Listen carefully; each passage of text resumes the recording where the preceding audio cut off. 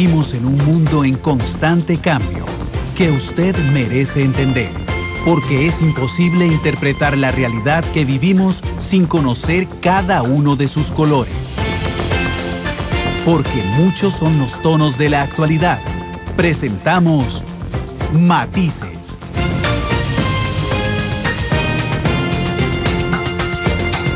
Una producción de Noticias Monumental.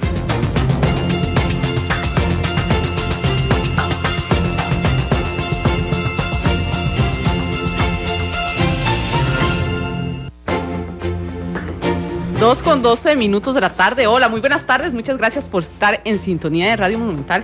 Iniciamos un poquito más tarde Matices. Recordemos que hace algunos momentos teníamos un programa muy especial con los compañeros de Deportes Monumental, aprovechando una importante fecha que se celebra hoy, como es el Día del Niño. Soy Isel Martínez y voy a estar con ustedes durante esta hora y media, y acompañada con el periodista de Noticias Monumental, Esteban Arón. Esteban, muy buenas tardes. Muy buenas tardes, Isel, a usted, a todas las personas que nos están escuchando a través de Monumental, la radio de Costa Rica, a nuestros distinguidos invitados que están por acá acompañándonos. Ya vamos a introducir el tema y vamos a saber de quiénes se trata, porque vamos a aprender mucho hoy de un tema que quizá es muy lejano, pero que no puede pasar desapercibido. Precisamente ese es el preámbulo que vamos a hacer. Muchísimas felicidades a los niños en su día, también a los padres, que no debemos perder esa ilusión de niño que hemos tenido siempre, que todos llevamos un niño por dentro, se dice muy a menudo, y es una frase muy real, pero que también, como nos mencionaba nuestro director de Noticias Monumental, Randall Rivera, la niñez no solamente es nuestros hijos o nuestros sobrinos o nuestros nietos, sino también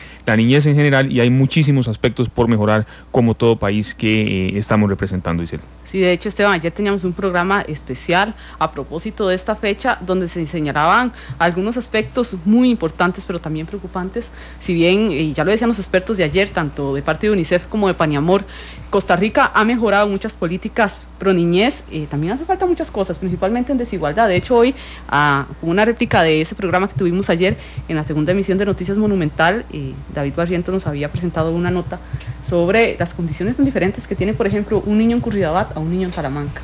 Sí, un niño en Talamanca que con costos puede tratar de estudiar algo y que, bueno, si no lo hace será condenado toda su vida a tener una formación muy escasa que le va a limitar sus posibilidades de una mejor vida. Entonces, ¿por qué un niño de Curridabat, un niño de Montes de Oca, un niño de Escazú sí puede tener oportunidades más reales para educarse mejor y para eso irse formando un futuro mejor? Entonces, la desigualdad tiene que tratar de evitarse para que tengamos una niñez mejor.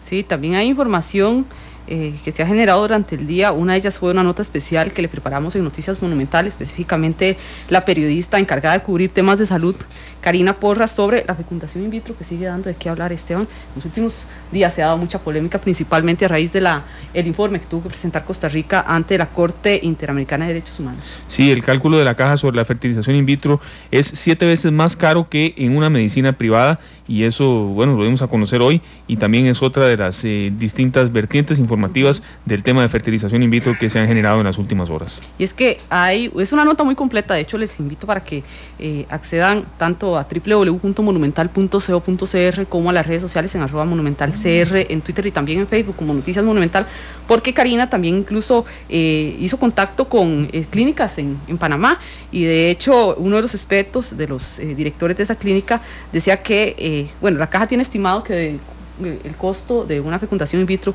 por todo lo que amerita tanto el procedimiento como estar vigilantes ante un proceso de embarazo que, dicho sea de paso, tiene mayor riesgo que un embarazo de una forma más natural. Este tiene un costo de 80 millones de colones, o $80,000 más bien. En Panamá, por ejemplo, nos decía uno de los especialistas de las clínicas que entrevistamos, o que entrevistó más bien Karina, que dice que en total todo el procedimiento con todo el seguimiento al embarazo rondan los $12,000 más bien. $12,000. Sí. Se ve una diferencia bastante cuantitativa. De hecho, hay especialistas que están criticando, son 8 millones de colones específicamente, 80 millones de colones. 80 millones de colones. Los especialistas aquí en Costa Rica están criticando un poco estos datos que da la caja en función con lo que cobran a nivel internacional, incluso las clínicas privadas.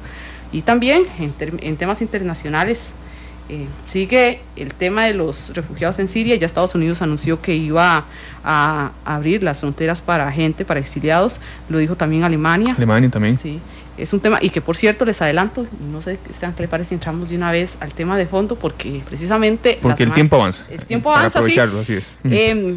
Y les tenemos una sorpresa. Normalmente nosotros tenemos un Matices Internacional a la semana, pero en esta ocasión, recordemos que el lunes tuvimos un Matices Internacional ya, y en esta ocasión vamos a tener, bueno, en lo que va de esta semana, 2 Matices Internacionales.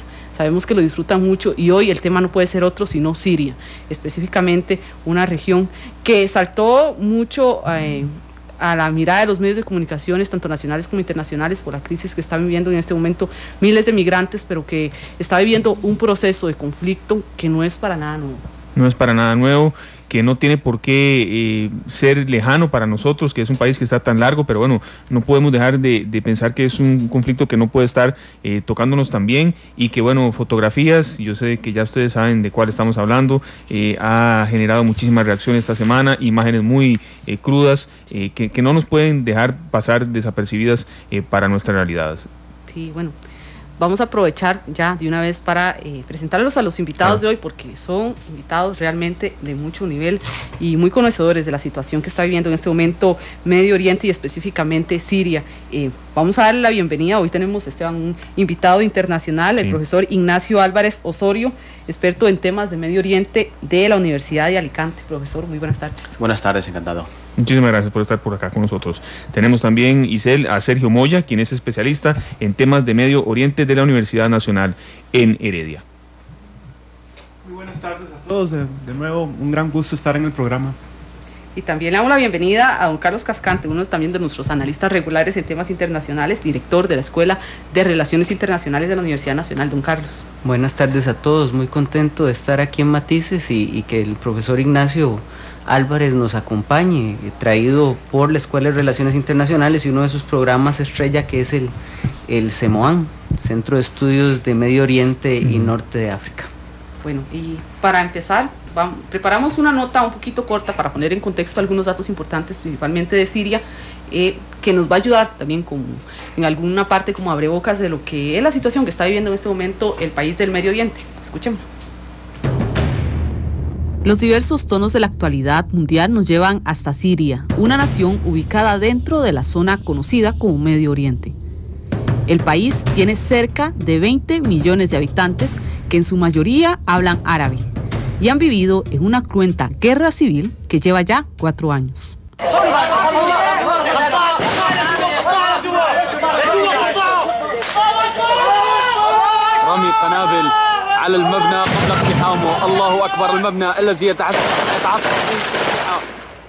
El enfrentamiento tiene en un bando al gobierno junto a las Fuerzas Armadas sirias y por otro a diversos grupos rebeldes de oposición. Entre ellas salta el Estado Islámico, que cada día toma más fuerza, tanto bélica como militarmente, saqueando reliquias, secuestrando gente e invadiendo territorios.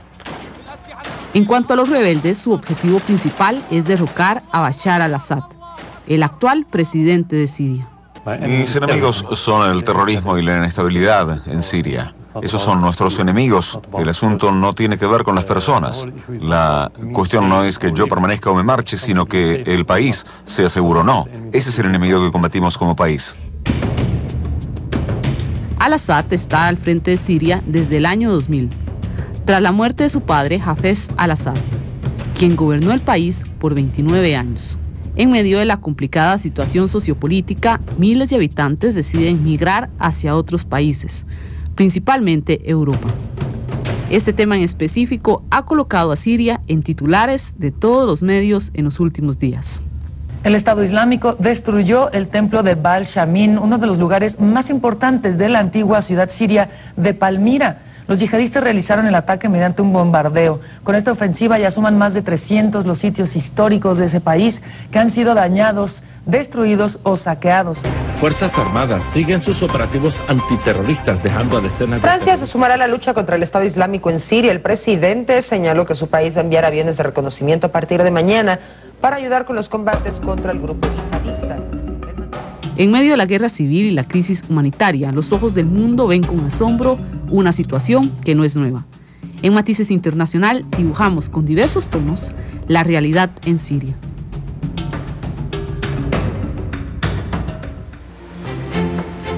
2:21 minutos. Bueno, ya teníamos como abrebocas algunas pinceladas de lo que es este conflicto que está viviendo en este momento, la situación que está viviendo Siria, pero bueno, es una situación aún más complicada y más profunda, así que entrando, profesor Ignacio, ¿cuál es la situación y dónde fue que empezó? ¿Cuál es el origen de toda esta situación que está viviendo Siria en este momento? ¿Y hace cuánto, tal vez, para poner un poco en perspectiva, ¿verdad, Isel? Bueno. Sí, me gustaría empezar quizás hablando también, ¿no?, de la cuestión de los niños, ya que hoy es el Día del Niño, sí. Dar unas cifras, ¿no?, de lo que ha ocurrido en estos últimos 4 años y medio, después del inicio de la revuelta popular contra el régimen autoritario de Bashar al-Assad.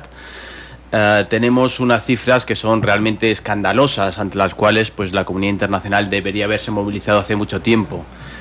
4 millones de refugiados, tenemos 8 millones de desplazados internos y según los datos del Observatorio Sirio de Derechos Humanos hay también 330.000 víctimas, 105.000 de ellos son civiles y nada más y nada menos que 12.000 son niños, ¿no?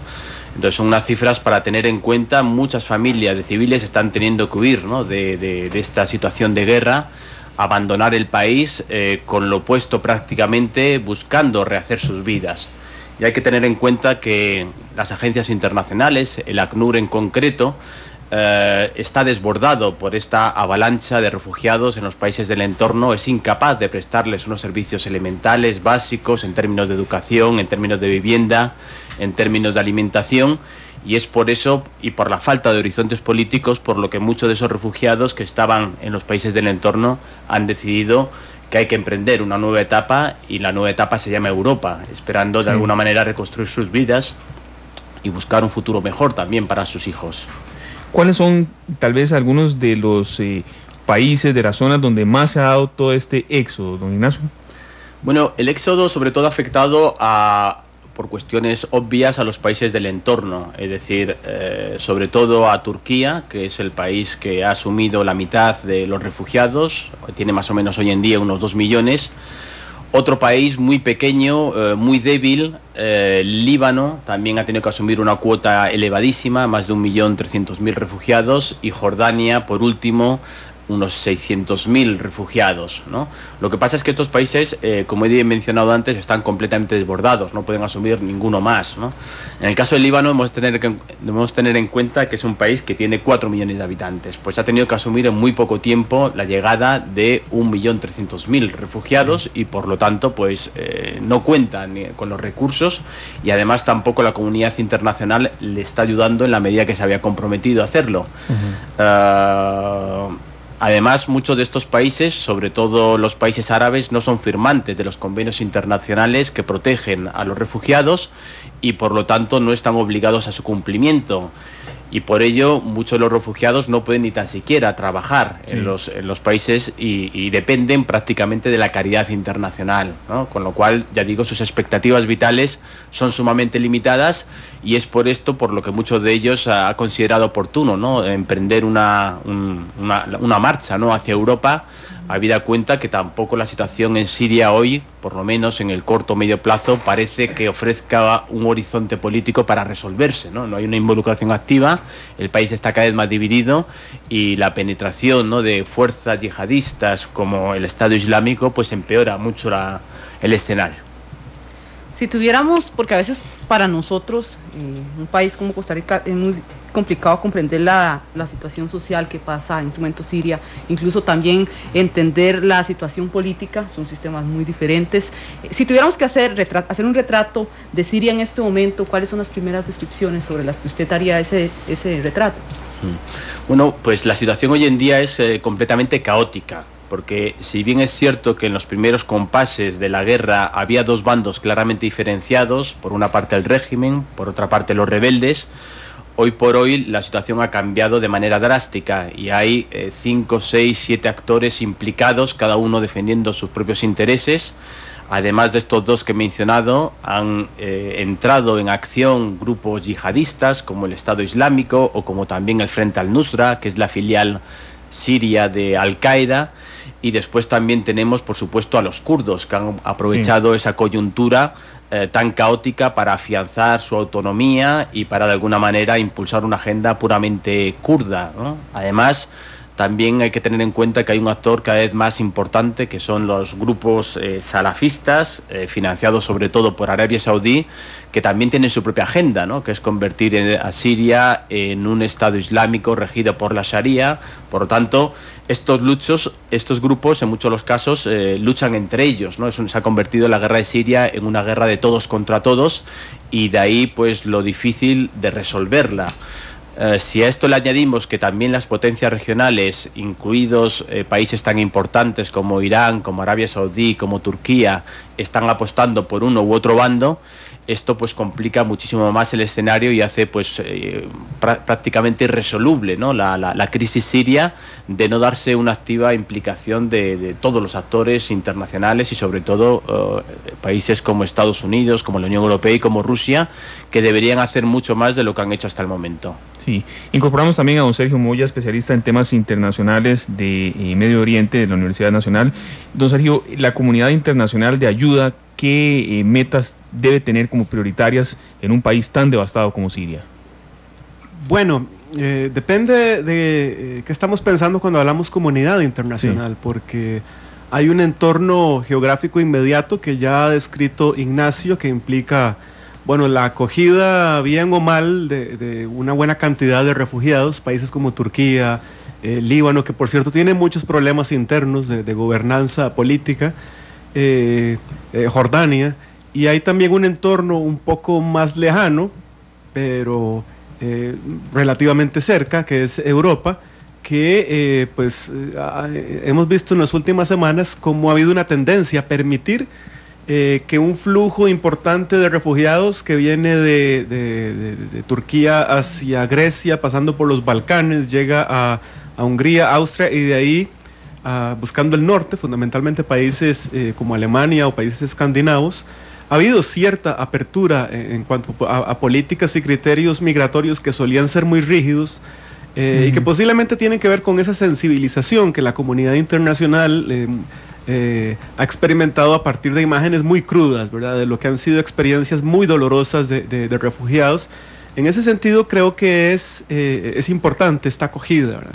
Creo que es insuficiente porque también hay una responsabilidad en la crisis siria de algunos actores europeos y occidentales, pero me parece que es positivo que estén abriendo las puertas, ¿verdad? Ahora, hay que reconocer que esto no es un proceso fácil, ¿verdad? Porque ni lento tampoco. Ni rápido, perdón. Ni rápido. Sí. Y los procesos de asimilación suelen ser complicados, ¿verdad? Sí. Sobre todo cuando hay entornos culturales muy distintos a los de los refugiados sirios, ¿verdad? Sí, incorporamos también a don Carlos Cascante, director de la Escuela de Relaciones Internacionales de la UNA. Ya ustedes lo han escuchado acá en Noticias Monumental. Don Carlos, ¿por dónde quizá empezar para tener algún tipo de salvación hacia Siria en un marco tan complejo como el que nos están ilustrando nuestros invitados? Tenemos un espacio interesante ahora en Medio Oriente, porque todo este conflicto sirio se da dentro de un contexto de recomposición de fuerzas dentro del Medio Oriente. Es decir, esa conformación del Medio Oriente que surge después de la Primera Guerra Mundial y que se mantiene durante el periodo entre guerras, la Guerra Fría, marcada por las diferencias de las grandes potencias, y que empieza a explotar tras el final de la Guerra Fría, nos genera un proceso muy complejo de ordenamiento donde, al haber incapacidad de las grandes potencias y de los países que ellos conformaron en su momento de construir un orden propio, se está dando toda esta desgracia humana. Es decir, tenemos desde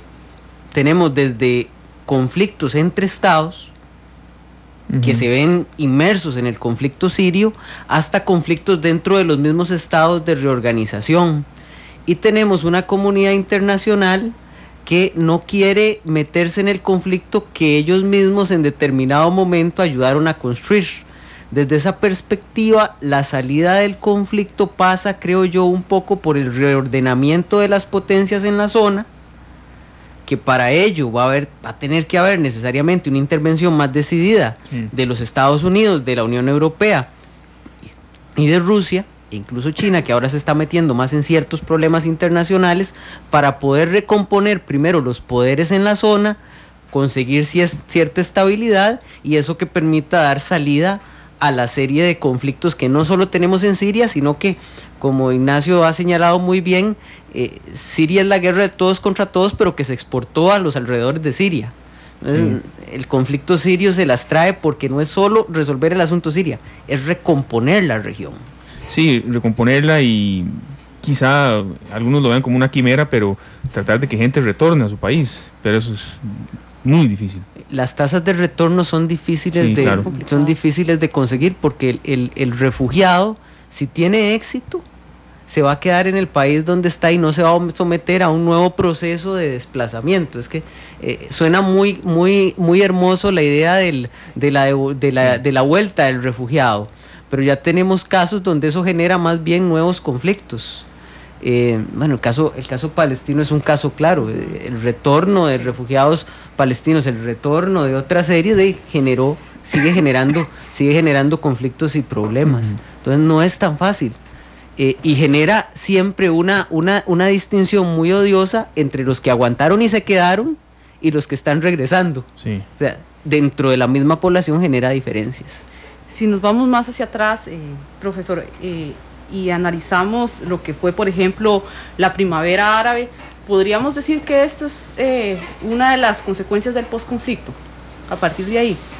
Sí, bueno, la primavera árabe generó muchas expectativas. Estaba claro que algunas de ellas eran un poco demasiado optimistas, yo creo, porque se cerraba una época caracterizada sobre todo por el autoritarismo y se abría una época con grandes incógnitas. No sabíamos muy bien lo que iba a ocurrir en algunos países que experimentaron esos procesos revolucionarios, como fueron Túnez, como fue Egipto.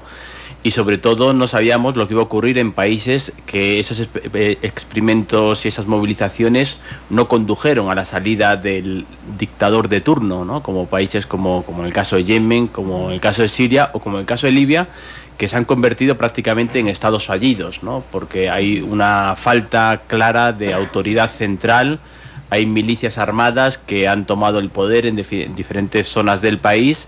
Y este vacío político yo creo que ha sido muy bien aprovechado por los grupos yihadistas radicales, muchos de ellos que ni tan siquiera pertenecen a estos países, sino que han sido importados de otros de la zona para hacerse fuertes, ¿no? Y es el caso del Estado Islámico, al que todo el mundo conoce, pero también el caso de Al-Qaeda, ¿no? Que se ha recompuesto en muchos países donde era muy débil, por ejemplo en el caso de Yemen, ¿no? Es decir, que esas esperanzas, podríamos decir de alguna manera que han fracasado o se han frustrado porque en la mayor parte de los casos no han conducido a la añorada democracia, sino más bien en muchos de los casos han conducido a un retorno del autoritarismo, a un reforzamiento incluso, ¿no? Como en el caso de Egipto, o en otros casos peor, como el caso de Yemen, en el caso de Libia, los dos países, o Siria también, pues están completamente en descomposición, ¿no? Fragmentados, divididos, experimentando unas guerras civiles que están provocando unas crisis humanitarias como no había visto la región desde la Segunda Guerra Mundial, no lo olvidemos, ¿no? Porque toda la zona de Oriente Medio no había visto migraciones tan numerosas desde hace más de 60 o 65 años, ¿no?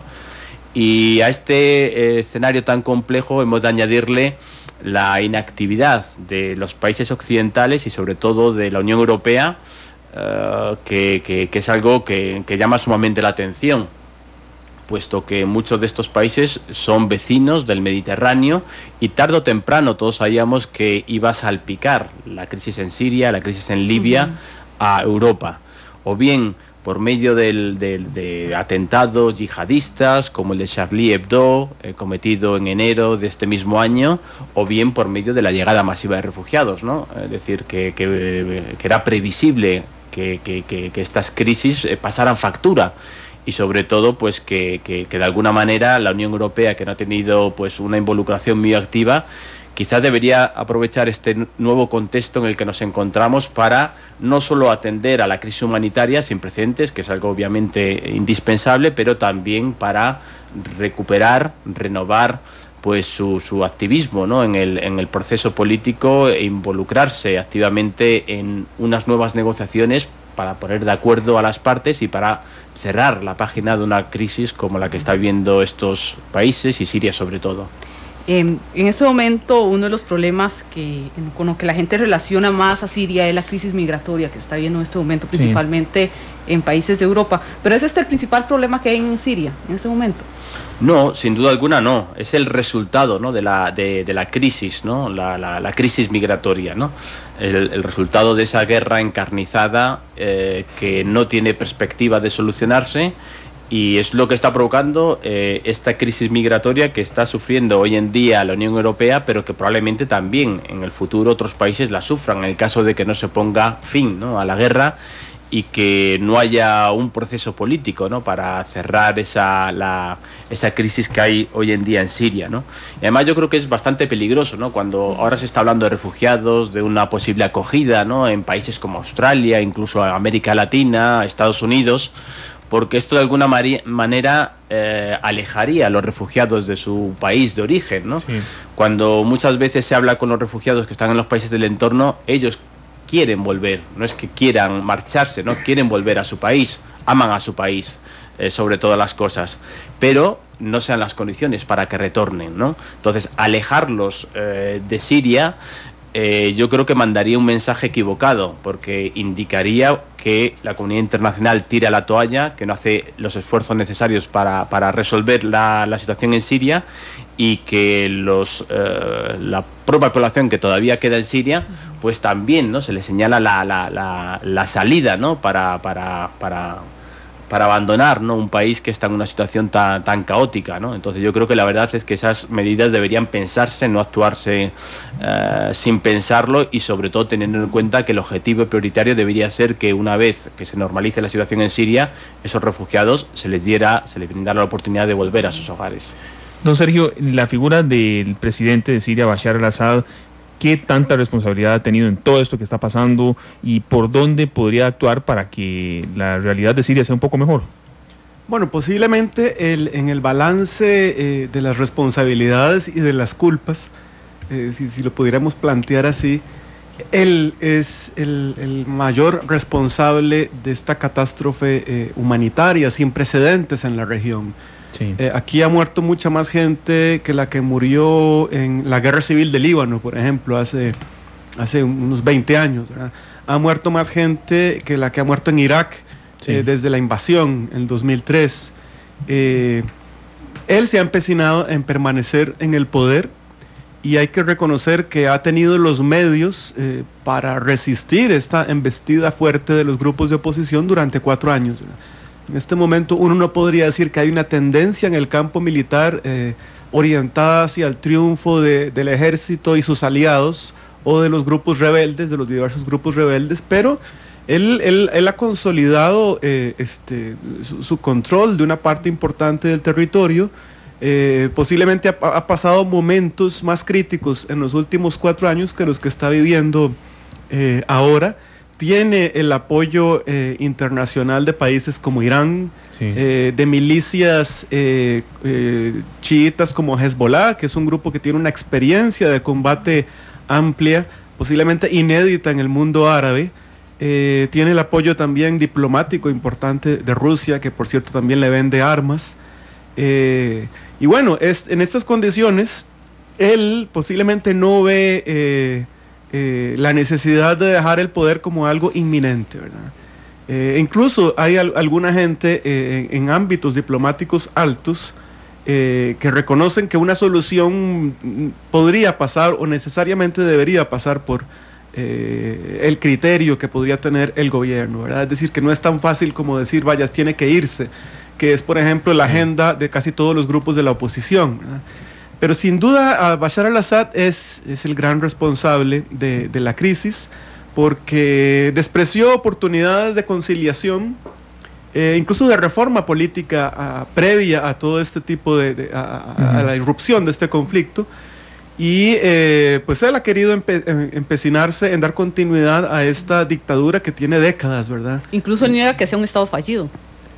Pues lo es, precisamente porque, bueno, yo no sé qué piensa Ignacio y qué piensa Carlos, pero me parece que imaginar que Siria podría retornar a la condición que tuvo como país, como sociedad de hace unos 10 años, eso yo lo veo ya como posiblemente algo imposible de lograr, ¿verdad? Está la división, son tales los odios interreligiosos, sí, que no presentan ningún panorama positivo respecto a que esa sociedad, que era una sociedad en la que al menos el pluralismo religioso era algo patente, ¿verdad? Es decir, con algún tipo de crítica que se podría plantear, eso yo creo que se ha perdido, ¿verdad? Y en buena medida ha sido por la utilización de los temores sectarios que ha impulsado el gobierno, ¿verdad? Que le ha dicho a los cristianos, mire, yo soy su único defensor porque entre los yihadistas y ustedes solo estoy yo y está mi gobierno, ¿verdad?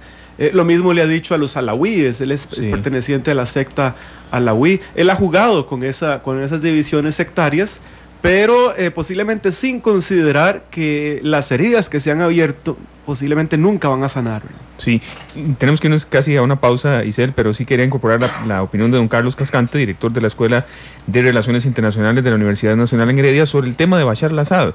¿Coincide usted en todos estos planteamientos que nos exponían ellos dos? Yo diría que sí, hay una responsabilidad de al-Assad, que cuando surgen los problemas de la primavera árabe se contenta con un intento cosmético falso de reforma a la constitución siria, donde hace una apertura, digamos, a partidos políticos, pero partidos políticos que acepta el gobierno. Y como diríamos aquí, turecas. Eso evidentemente causa más molestia. No hay nada que moleste más que a uno le digan que van a cambiar y lo que hacen son cambios para seguir en lo mismo. Y después habría que entrar a ver la hipocresía, por ejemplo, del gobierno de los Estados Unidos respecto a qué hacer con Bashar al-Assad, ¿verdad? Porque los Estados Unidos, cuando se les da la oportunidad de tomar decisiones, por criterios meramente de cálculo, dicen, no, preferimos que se quede al-Assad, pese a que emiten un discurso pro derechos humanos, pero no están dispuestos, sin que haya un interés más importante que los derechos humanos de por medio desde el punto de vista de ellos, que meterse dentro del conflicto. Sí. Ahora sí, hacemos una pausa, Esteban. Sí, estamos aprendiendo mucho de la realidad de Siria, un país cuya capital es Damasco, cuyo idioma oficial es el árabe, que tiene casi 22 millones de habitantes y una superficie de 185.000 kilómetros cuadrados. Vamos a continuar aprendiendo después de la pausa. Esto es Matices.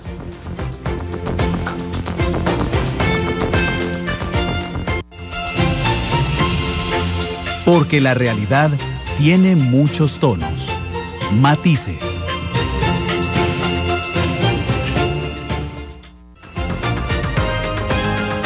La actualidad, sus tonos, sus contrastes. Esto es Matices.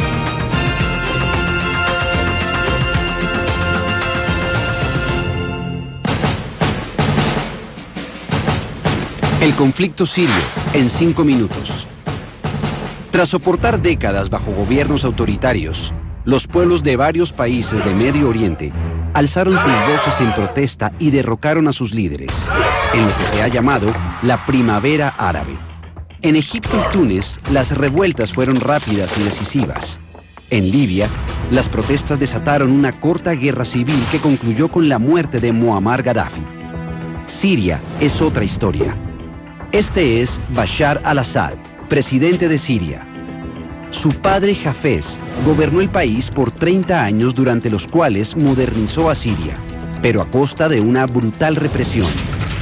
Bashar asumió el poder luego de la muerte de su padre en el año 2000 y al principio dio señales de ser un mandatario diferente. Pero la luna de miel no duró mucho. A la primera señal de disidencia, Assad restringió la libertad de expresión, cerró la economía y dejó en claro que la democracia no estaba en sus planes. Tuvieron que pasar otros 12 años de represión para que miles de personas salieran a las calles para exigir reformas, siguiendo el ejemplo de egipcios y tunecinos. En principio, la respuesta de Assad fue conciliadora, pero la represión continuó y las protestas se multiplicaron. El ejército respondió disparando contra los manifestantes. cientos murieron y miles más fueron arrestados. La posibilidad de una resolución pacífica murió con los manifestantes. Poco después comenzaron a aparecer grupos pequeños de rebeldes alzados en armas. Desde entonces, gobierno y rebeldes se hallan enfrascados en una guerra que ha cobrado más de 60.000 vidas en los primeros 2 años de conflicto.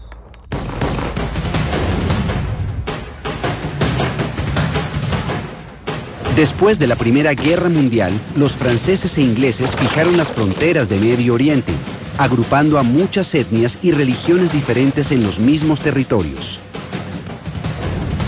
Una de ellas, la secta musulmana de los alawitas, ha tenido el poder en Siria desde la década de los 70, pese a representar apenas un 12% de la población. Bajo la ideología de mantener al país fuera de las manos de extremistas, los Assad favorecieron a su secta y aplastaron a todos los que lo desafiaron. Desde que comenzó la guerra, se supo que esta sería larga, ya que los grupos rebeldes eran pocos, mal armados y desunidos. Lo único que tienen en común es un profundo odio a Assad. Mes tras mes, los rebeldes aumentaron en hombres y armamento, pero no ha sido suficiente para derrotar al gobierno, el cual recibe ayuda de Irán, Rusia y el grupo Hezbollah. Además, muchos grupos rebeldes han abusado, asesinado y desplazado a civiles a nombre de la revolución. Sus atrocidades han hecho que muchos sirios se pregunten si el remedio es peor que la enfermedad.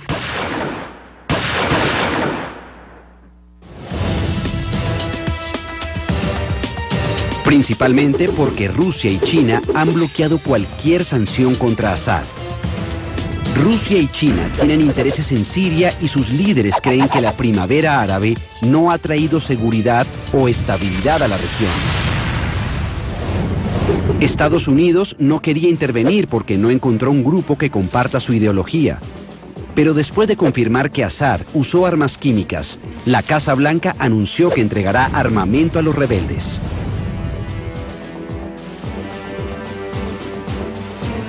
Los expertos creen que Assad será derrocado. La pregunta es, ¿cuánto tiempo tomará? Aunque los principales grupos rebeldes han firmado una alianza, esta se podría romper después que derroquen a Assad. La lucha por el poder podría llevar a una nueva guerra civil e incluso a una división del país. El conflicto también podría expandirse a países como Turquía, Líbano e Irak, amenazando la frágil estabilidad de Medio Oriente.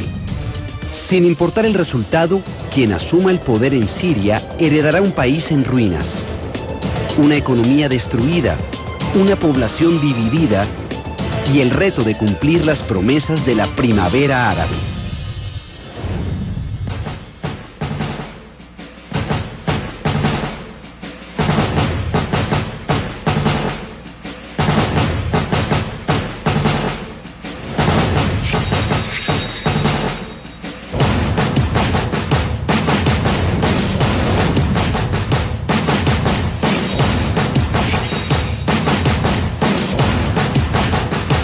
Bueno, no nos gusta escuchar el sonido de balas, de explosiones, de bombardeos, pero es que esta es la realidad, dice él. Sí. Y esto es lo que estamos enfrentando en esa zona.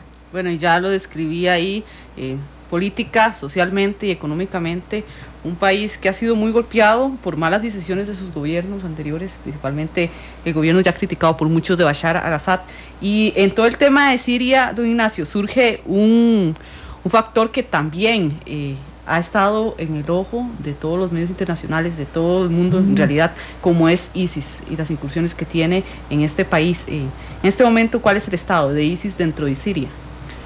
Es un grupo que cada vez domina más territorio, ¿no? Es uno de los grandes vencedores en un contexto en el que se puede hablar de muchos derrotados, sobre todo la población civil.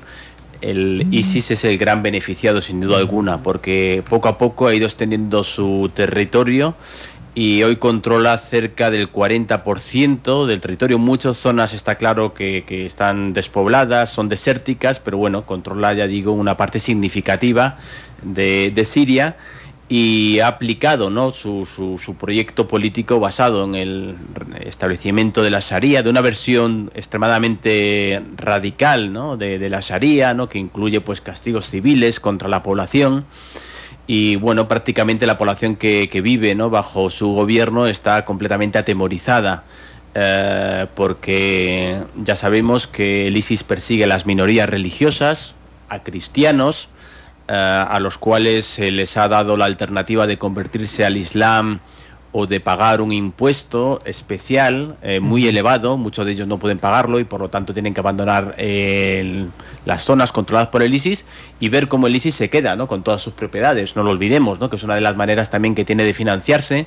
Y después otras minorías como los yazidíes también han sido sistemáticamente perseguidos, incluso en este caso directamente eliminados, ¿no?, o las mujeres prostituidas, ¿no? Entonces es un gobierno claramente de terror, con el que la población no está excesivamente contenta. Lo que ocurre es que no tiene medios para alzarse contra el ISIS, ¿no? El ISIS, y yo creo que esto es un aspecto que no se hace demasiado énfasis en él, pero debería hacerse más. Es un grupo ajeno a Siria, está integrado sobre todo por combatientes yihadistas internacionales, muchos de ellos provienen del mundo árabe, otros del mundo musulmán, otros de los países occidentales, pero el 90% de los combatientes del ISIS que están en Siria no son sirios, ¿no? Es un grupo ajeno a Siria que ha aprovechado, ya digo, ese contexto caótico para apoderarse de parte del territorio, ¿no? Por lo tanto, genera animadversión entre la propia población, porque como bien se ha dicho antes, el profesor Moya, en Siria siempre se ha practicado, ¿no?, un Islam dialogante, tolerante. Siempre ha habido una coexistencia entre los diferentes grupos religiosos, hay grupos cristianos, también había población judía, sí, y nunca ha habido ningún problema, ¿no?, porque esos cristianos han vivido allí desde hace más de 20 siglos, ¿no?, sin ningún tipo de problema con la población local, ¿no? Ya digo que es el ISIS el que lleva un programa ajeno a la población siria y el que pretende imponer por la fuerza de las armas, ¿no?, sus concepciones que chocan frontalmente con la población, ¿no?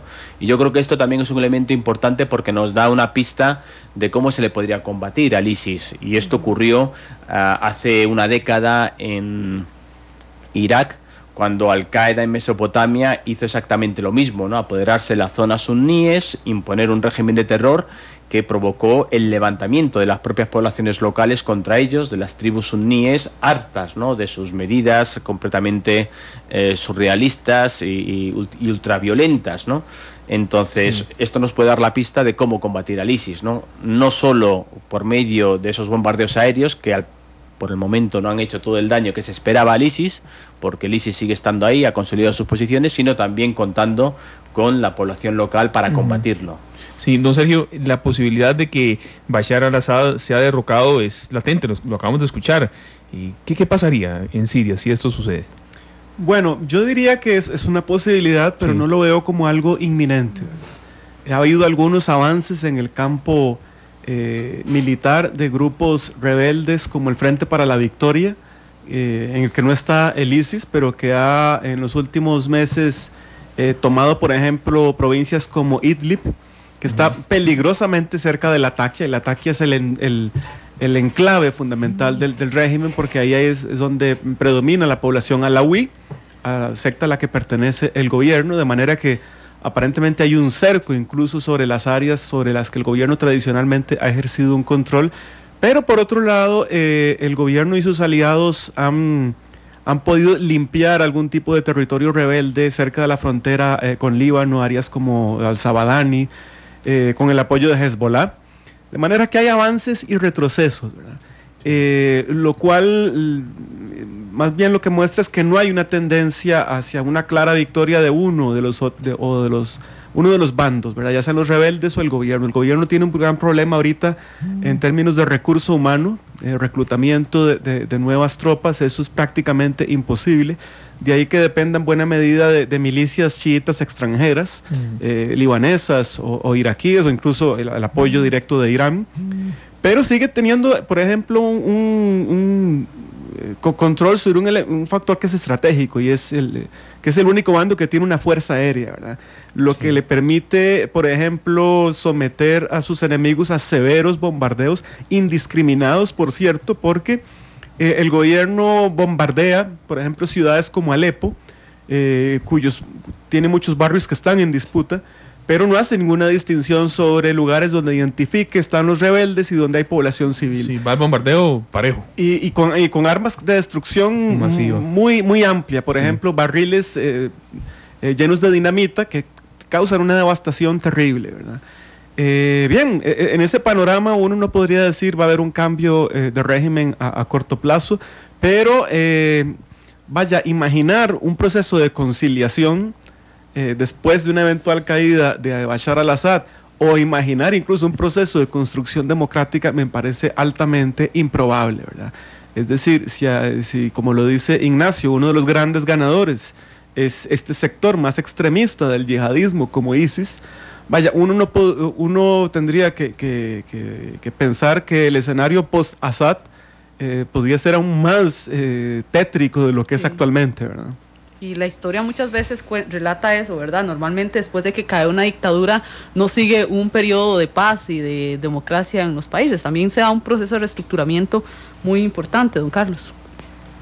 Es que no siempre se piensa en el post-conflicto y lo caro que es un post-conflicto. Imagínese usted que en un caso como el de Siria que tenemos acá, donde el territorio ya está dividido, tenemos que hablar de que el territorio está dividido, ya no podemos hablar de Siria como la conocimos hasta hace 5 o 6 años. Hay que tomar varias decisiones políticas que son claves. Primero, ¿cómo se van a reconstituir las fronteras? Se van a reconocer a grupos específicos la capacidad de convertirse en estados. Estoy pensando claramente en el caso de los kurdos. ¿Qué papel van a jugar ahí? Que tienen un espacio ahí ya ganado, fuerte, en toda esta disputa en Medio Oriente. Y una vez que se definan esas decisiones políticas, que son difíciles de tomar y que generalmente se toman desde afuera, cayendo nuevamente en lo que en 1914 se hizo, que fue dividirse el territorio de acuerdo a criterios a veces no tan certeros, viene el proceso de vamos a trabajar con fuerzas de paz, con cascos azules que vengan, paren la violencia existente, cómo hacer la recomposición económica, porque toda la base económica ha sido destruida, sin contar con algo de lo que no hemos hablado, que es igualmente doloroso, que ha sido la destrucción cultural de la zona. Tenemos noticias de Palmira, de la destrucción de Palmira, pero eso digamos es lo que más se conoce, pero la destrucción, saqueo y mutilación de la cultura de la zona también. Entonces ese proceso de reconstrucción no siempre es fácil. Véalo por ejemplo en el caso de Irak, no ha sido fácil, y en el caso de Afganistán no ha sido fácil, y cuesta mucho dinero. Y siempre la pregunta es, ¿hay suficientes intereses económicos, elementos económicos que atraigan a las grandes potencias para poner el dinero y iniciar ese proceso de reconstrucción? No es nada fácil. El cierre del conflicto y lo que viene no es una solución en el corto plazo, ¿verdad? Hay que pensarlo en el largo plazo. En años. Se podría pensar, don Ignacio, en algún momento en que a simple vista uno puede decir, bueno, puede que sea derrocado Bashar al-Assad por algunos de los opositores rebeldes, pero muchas veces la historia nos dice que tal vez es hasta su propio ejército quien lo podría derrocar. ¿Podría darse esta situación en Siria? Esto podría haberse dado en los primeros compases, ¿no?, de la guerra, me da la impresión, ¿no?, porque hoy por hoy la situación ha cambiado notablemente y no se ha registrado, ¿no?, ninguna intentona golpista por parte de las Fuerzas Armadas. Hay que tener en cuenta también que el clan al-Assad controla con mano de hierro todos los servicios de inteligencia que hay en el país, y hay 17 nada más y nada menos, y también controla con mano de hierro las Fuerzas Armadas. Si a esto le añadimos que en el curso de los últimos meses han surgido, ¿no?, grupos paramilitares entrenados directamente, ¿no?, por la Guardia Republicana iraní o por el Hezbollah libanés, que están poco a poco reemplazando al ejército sirio. El ejército regular sirio, que tenía unos 200.000 militares más o menos, se está desactivando, cada vez cuenta con menos efectivos, y lo que están formando son unidades populares, muchas veces dirigidas por los alawíes o por cristianos o por drusos o por otras minorías, ayudados por supuesto con las milicias chiíes, tanto libanesas como iraquíes, y son los que están poco a poco reemplazando, ¿no? Entonces es como una guardia pretoriana en cierta medida que protege a Bashar al-Assad y que evita lo que probablemente ya se haya intentado en más de alguna ocasión, ¿no? Que alguien de su círculo cercano le traicione poniendo una bomba, porque esto es lo que ocurrió, sin ir más lejos, por ejemplo, en el caso de Yemen. Yemen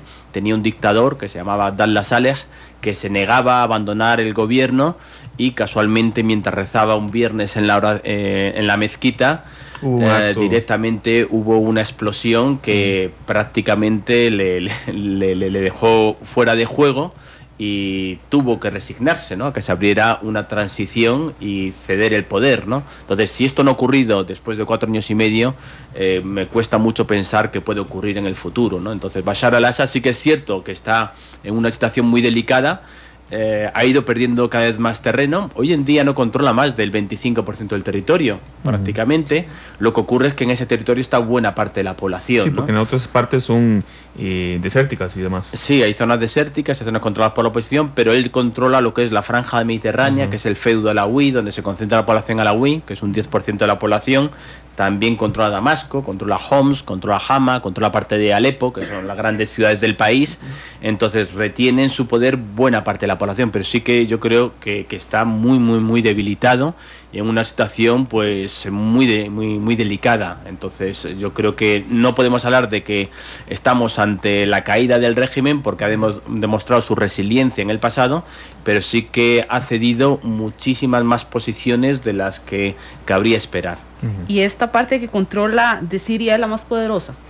Controla, bueno, los centros neurálgicos del poder, ¿no? Lo que es la capital Damasco, lo que era la capital económica antes de que fuera prácticamente devastada, que era Alepo, Hama, Homs, que son otras ciudades importantes, ¿no?, que las ha recuperado, ¿no?, de los rebeldes. Y por último toda la franja costera, que es donde se concentra Idlib, y no olvidemos también muchos desplazados internos, que como es una zona relativamente más tranquila, por ejemplo en Latakia es una ciudad a donde han llegado pues cientos de miles de personas, ¿no?, buscando de alguna manera huir de los frentes de batalla donde la situación es mucho más complicada. Sí. Entonces, Sergio, ¿por qué tiene que interesarnos lo que está pasando en Siria, que es tan lejano, pero quizá debemos entenderlo mejor? Bueno, básicamente porque es una tragedia humanitaria, de las más severas que hemos visto en las últimas décadas. Y eso pues confiere también una responsabilidad, sobre todo porque la tecnología nos hace posible ver prácticamente en directo este sufrimiento, ¿verdad?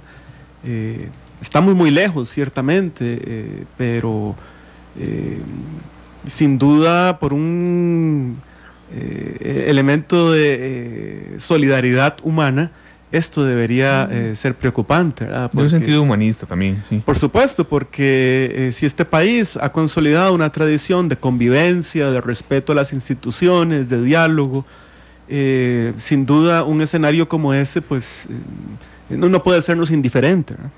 Sí.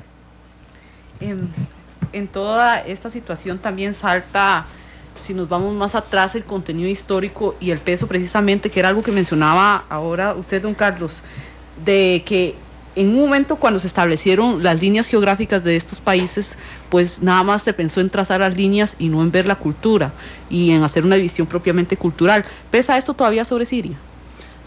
Pesa en todo el Medio Oriente. En realidad ahí las potencias lo que hicieron fueron tirar líneas de acuerdo a población, cantidad de recursos, sin ponerse a pensar en los problemas internos existentes desde cientos de años atrás entre las diversas facciones. Adicionalmente, para controlar esos espacios pusieron pues gobernantes, dictadores leales a sus respectivos intereses, ¿verdad? Si usted analiza el Medio Oriente o África, usted se va a dar cuenta que los primeros gobiernos fueron directamente impuestos por gobiernos occidentales, que eso genera un problema adicional, porque esos dictadores impuestos siempre fueron vistos como contrarios a las grandes masas de población. y que además se enriquecieron profundamente a partir de que tenían el control de los medios económicos. Entonces usted tenía una doble animadversión hacia el régimen, primero políticamente y después económicamente. Y eso va a pesar siempre en el Medio Oriente, porque al final esto es un intento de creación de estados desde Occidente, no es una creación propia de estados, es trasplantar una forma de organización política a una zona que no tenía esa forma de organización política, y lo que estamos viendo ahora es cuando usted se pone un traje que le queda mal y el traje le revienta, de alguna u otra forma. Ok, son las 3:10 de la tarde, vamos a hacer la última pausa en Matices y ya volvemos para las conclusiones de este programa, que por cierto se nos ha hecho bastante corto hoy.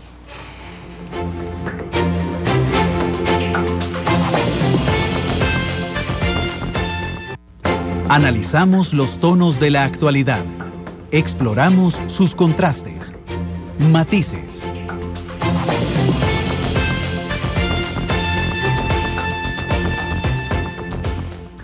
Matices. Los tonos de la actualidad.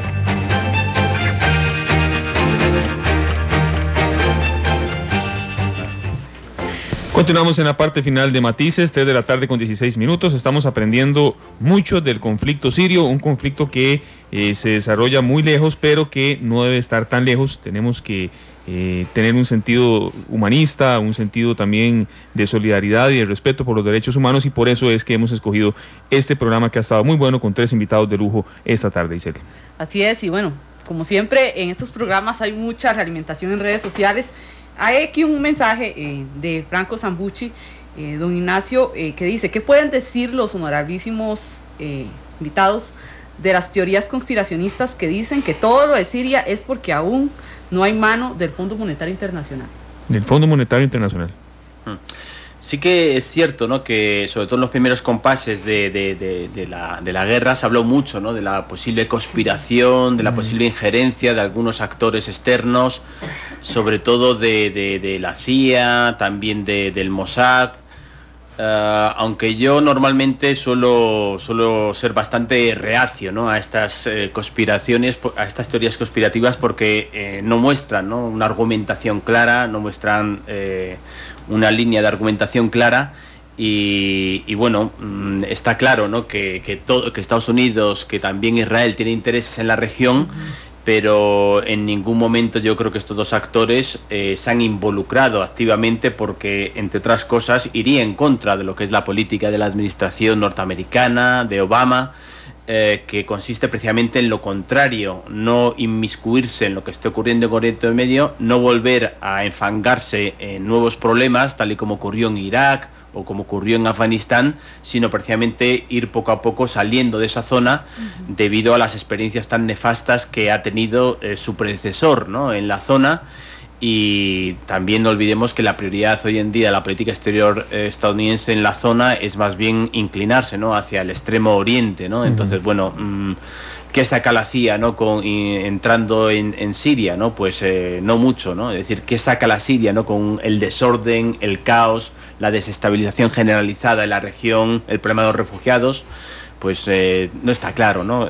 Y lo mismo podríamos decir, ¿no?, en el caso de Israel, ¿no? Sí que es cierto que Israel, yo creo que obtiene ciertas ventajas, como es una cortina de humo, porque, bueno, no olvidemos que Israel también ocupa territorios árabes y palestinos concretamente, y sirios, como los Altos del Golán, y mientras la comunidad internacional esté preocupada por Siria, por los refugiados, por el destino de Irak, por el ISIS, obviamente no se preocupará por lo que ocurra en Israel y sobre todo en los territorios palestinos ocupados, que están siendo colonizados de manera intensiva por parte de Israel, ¿no? Entonces, bueno, le conviene una cortina de humo porque desvía la atención de la comunidad internacional, que tiene prioridades más urgentes que resolver, ¿no?, como es el caso que hemos mencionado anteriormente, ¿no? Entonces tampoco veo muy claro que se le puede perder al Mossad, que se le puede perder a la CIA, o sobre todo que se puede perder al FMI, ¿no?, en Siria, que gana con una crisis, ya digo, que lo que implica es un motivo de una inestabilidad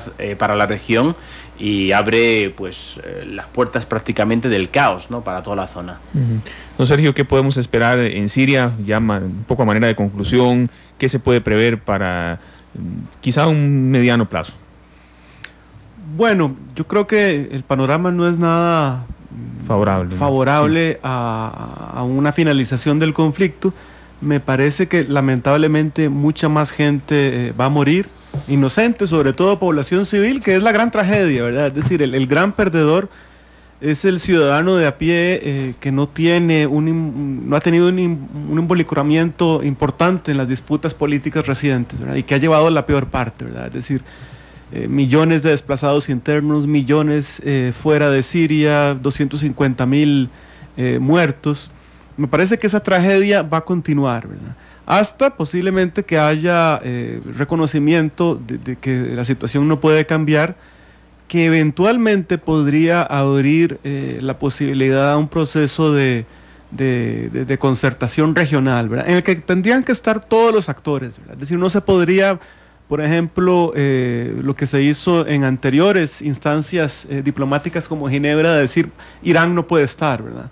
Es decir, Irán tiene que estar porque es un actor con intereses en la zona y que, nos guste o no, pues tiene mucho que decidir en este conflicto, ¿verdad?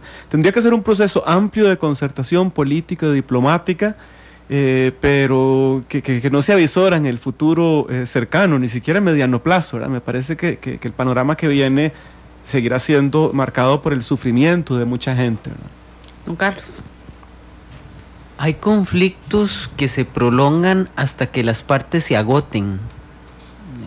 El problema es saber en este tipo de conflictos es hasta dónde llega la resistencia de las partes previo a ese agotamiento, donde no tenés más recursos y te ves obligado a negociar, aunque sea por una paz que no satisface todos los intereses que se tiene a la hora de entrar en un conflicto. Hay otro elemento que también debe tomarse en cuenta, que es la estrategia de los Estados Unidos para la región, qué ritmo va a llevar. Lo que los Estados Unidos están haciendo es intentando equilibrar la región, básicamente solventando sus problemas fundamentales con Irán, manteniendo el equilibrio con Arabia Saudita, debilitando un poco su relación con Israel al estar más cerca de Irán, pero no ha sido tan clara la política de los Estados Unidos hacia Siria. Y los Estados Unidos son un actor clave en la región, son los que han mantenido el equilibrio en la región, o digamos, cierta estabilidad en la región durante mucho tiempo. Si no hay un involucramiento de los Estados Unidos, el conflicto se prolongará aún más. Si no hay un involucramiento de Estados Unidos. Yo eso sí lo considero muy importante. En la medida que los Estados Unidos se siga alejando de la región, no quiera intervenir, que un poco es contradictorio. Siempre le reclamamos a Estados Unidos que se mete en todo, pero cuando no se mete, le reclamamos que no se mete. Es el problema de ser la gran potencia mundial, y la responsabilidad de las potencias mundiales. Si no hay un involucramiento de los Estados Unidos dirigido a fomentar el proceso de construcción de una solución, esto se puede alargar aún más. ¿Décadas? Sería el conflicto palestino-israelí, ya llevamos décadas. Una generación que no ha sabido lo que es no vivir sin ese conflicto. Exactamente, entonces en este caso habrá que ver cuánto es el agotamiento, hasta cuándo es capaz de resistir la población de esos lugares, que haya una serie de grupos que los obliguen a vivir en esa situación. Sí. Bueno, nos falta la conclusión de don Ignacio Isel, ¿verdad? Sí, yo creo que todavía no estamos, ¿no? Como bien se ha dicho, no estamos, ¿no?, en una situación propicia para las negociaciones de paz, pero sí que hay un agotamiento claro, ¿no?, entre todos los participantes, ¿no?, en esa guerra, ¿no? Hay un agotamiento porque prácticamente no se está avanzando en los frentes de batalla. Hay un cansancio, un hartazgo, ¿no?, después de una guerra tan cruenta. Y esto yo creo que puede ser un primer paso para intentar, ¿no?, reconstruir, ¿no?, el proceso de negociaciones.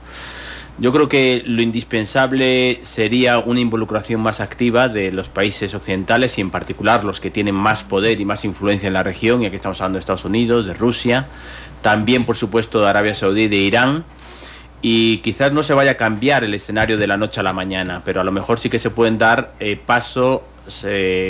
gota a gota, paso a paso, movimientos modestos, ¿no? Como la consecución de altos el fuego en algunos de los frentes de batalla. También, por ejemplo, sería yo creo que una señal muy positiva, ¿no? Las zonas que se crearan zonas de exclusión aérea para que el ejército de Bashar al-Assad no siguiera masacrando a los rebeldes y a la oposición. Y por supuesto que cesara el apoyo que reciben las partes en el conflicto por parte de sus patrocinadores, por parte de Irán, de Arabia Saudí, de Qatar, Turquía. En el momento que dejen de llegar armas, de que dejen de llegar municiones, dejen llegar soldadas, yo creo que se llegará, ¿no? También a una pacificación de los frentes de batalla, y esto también allanará, ¿no? Una negociación entre las partes, apertura de corredores humanitarios para que salga la población civil. Pero ya digo, el papel principal yo creo que lo tienen, ¿no? Las potencias internacionales, que de una u otra manera están, ¿no? Respaldando a los bandos y por lo tanto manteniendo artificialmente esta guerra. Bueno, 3:25 minutos. Terminamos así el programa. Muchas gracias a ustedes por estar con nosotros hoy. Muchas gracias, aprendimos mucho. Aprendimos demasiado, Esteban. Muchísimas gracias por el acompañamiento. No, con mucho gusto, es un placer estar en Matices, y por supuesto a don Ignacio, a don Sergio y a don Carlos, las gracias. Es una hora un poco complicada a veces en un ambiente académico con el que ustedes se desenvuelven, pero creo que también fue para ustedes de mucho placer estar por acá. Bueno, 3:25, nos despedimos a las 7 en punto de la noche, la tercera emisión de Noticias Monumental, hoy un poco más reducida, hasta las 7:40 por el partido entre Liberia y el Club Sport Herediano. Buenas tardes. Que la pasen muy bien.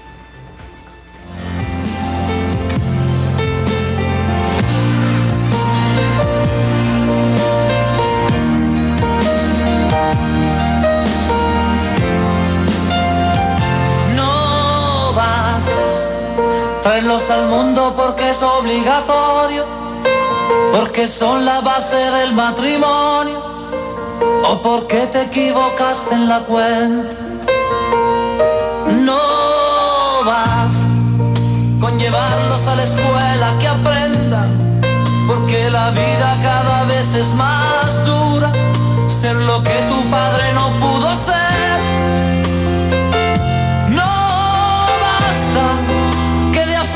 Tú le has dado bien poco, todo por culpa del maldito trabajo y del tiempo. No basta, porque cuando quiso hablar de un problema, tú le dijiste, niño, será mañana. Es muy tarde, estoy cansado.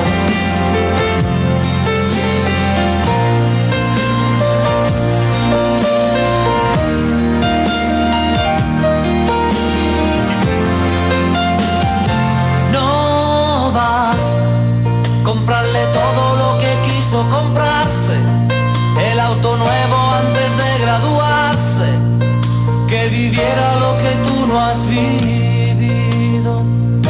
No basta con creerse un padre excelente, porque eso te dice la gente, a tus hijos nunca le falta nada.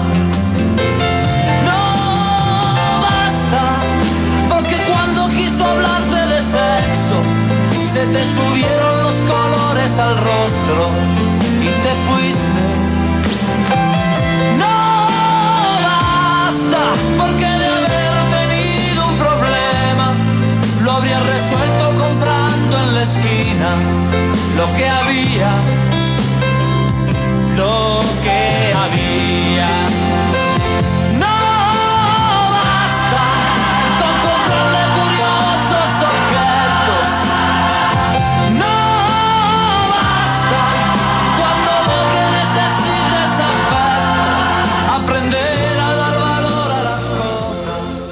Matices por Radio Monumental.